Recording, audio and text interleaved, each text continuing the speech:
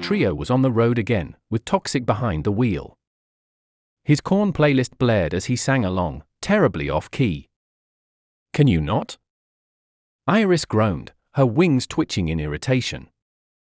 Wizzy, hood up as always, muttered from the back seat, "At least drive properly. This is painful enough without the whiplash."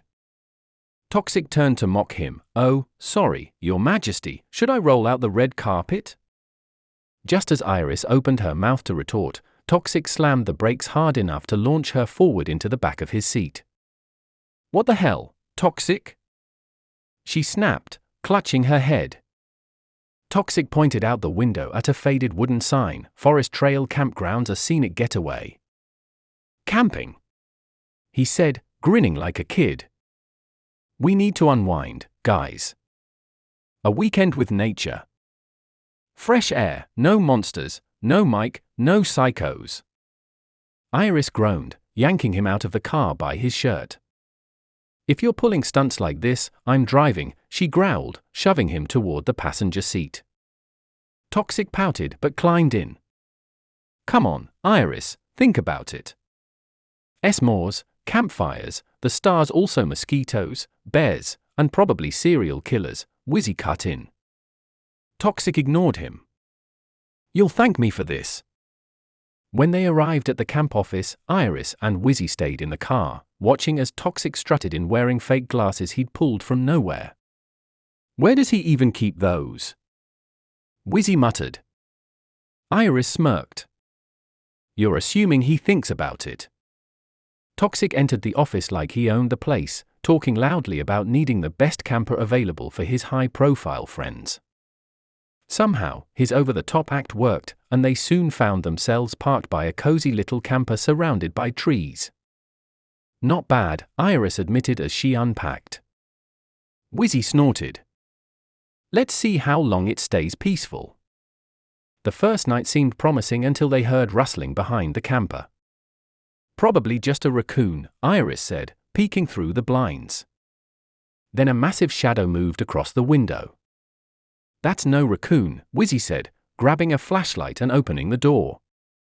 Standing there, in all its towering, hairy glory, was Bigfoot. Iris sighed. "Of course.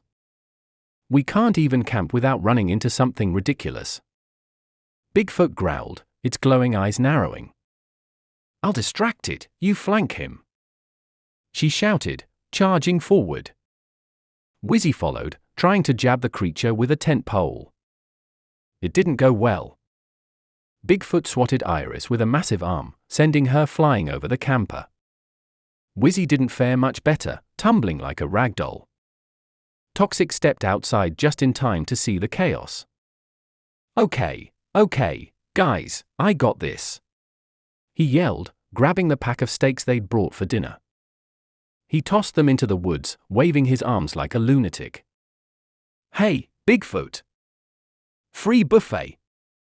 The creature sniffed the air, grunted, and stomped off after the meat. Toxic dusted his hands off and turned to find Iris and Wizzy picking themselves up. "Really? Steaks?" Iris snapped, brushing dirt off her wings. Toxic shrugged. "What can I say? I'm a man of peace." Wizzy groaned, rubbing his shoulder. "You're also a man of bad ideas." The three of them limped back into the camper, collapsing onto the couch. "So much for relaxing," Iris muttered.